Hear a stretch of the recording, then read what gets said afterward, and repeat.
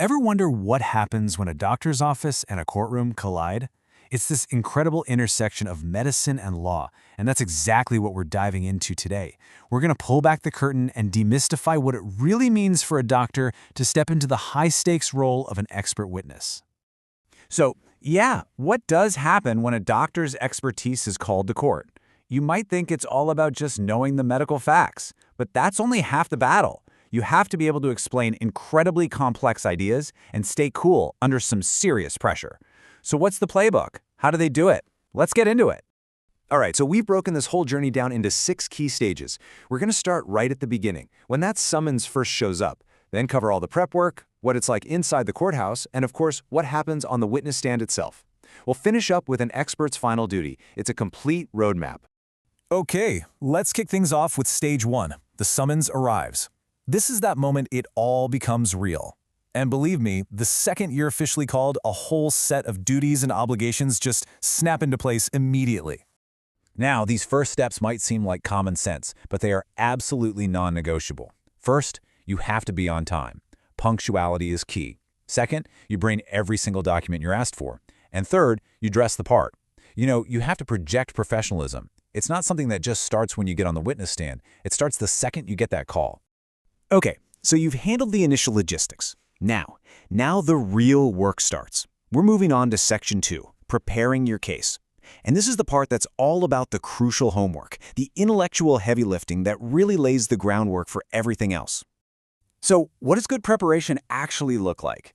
Well, it's really two-pronged. On one hand, you have to go back to your original case notes and know them cold. Every single detail needs to be fresh in your mind.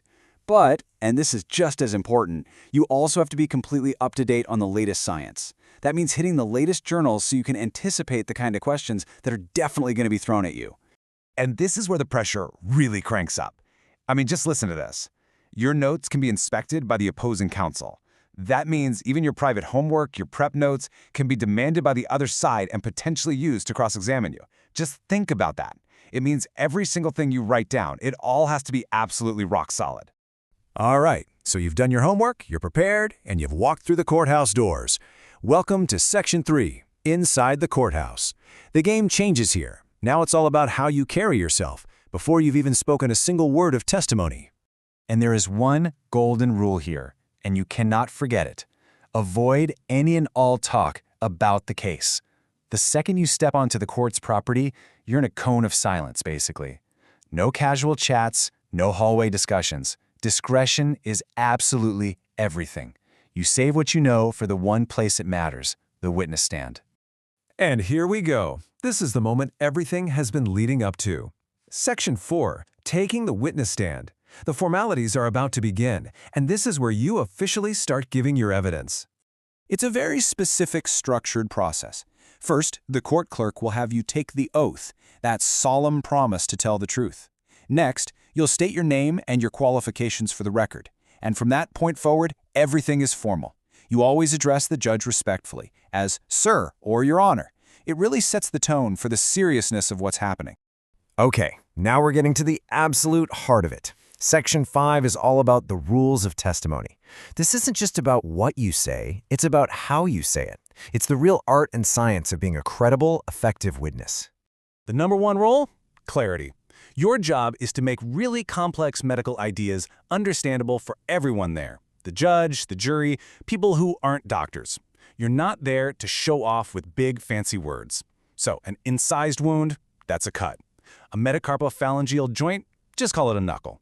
And a contusion of the eye region is, you guessed it, a black eye. Simple, clear language is your most powerful tool. But what if you don't know the answer? This is the nightmare scenario for any expert, right? An attorney fires a question at you and nothing. You draw a complete blank. What on earth do you do in that moment? The answer is actually incredibly simple, but it takes courage. You just admit it. You say, I don't know. Because trying to guess or bluff your way through it, that will absolutely torpedo your credibility. Being honest about what you don't know is sometimes the most powerful way to prove you're trustworthy. All right, let's throw another tricky situation at you. What if a lawyer asks a really confusing, unclear question? Or what if they read a quote from a textbook that just feels off, like it's not quite right.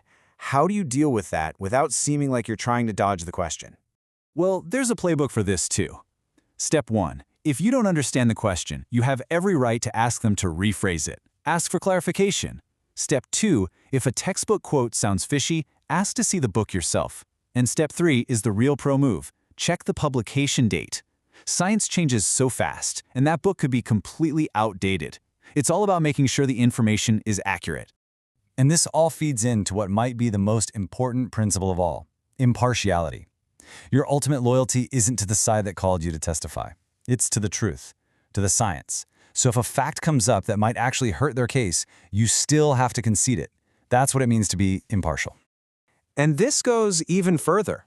A true expert has to be willing to admit that there might be other reasonable explanations for the facts. So if the other side presents a plausible alternative theory, you have to be intellectually honest enough to say, yes, that's a possibility.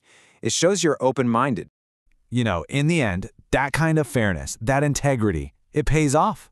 It's a special quality that earns you respect from everyone in that courtroom. It proves you're there as a scientist, dedicated to the facts, and that's how you build a rock-solid reputation. And that brings us to our last section, number 6. This is where everything we've talked about really gets put to the test. We're talking about an expert's final duty, which is really all about how you conduct yourself when the pressure is on. Cross-examination can be brutal. Lawyers might intentionally try to get under your skin to make you angry or flustered. And this quote says it all. You should not lose your temper, but keep cool and maintain dignity. That's the ultimate test. No matter how irritating the questions get, you have to stay calm. Your composure is everything. It is absolutely non-negotiable. So when you boil it all down, what is a medical expert in court? Are they a scientist, a storyteller? Well, the truth is, they have to be both. You have to be a complete master of this science, no doubt, but you also have to be able to weave that science into a story, a clear narrative that a judge and jury can actually understand. You're basically a translator bridging two completely different worlds, and that takes more than just knowledge. It takes real wisdom, and most of all, integrity.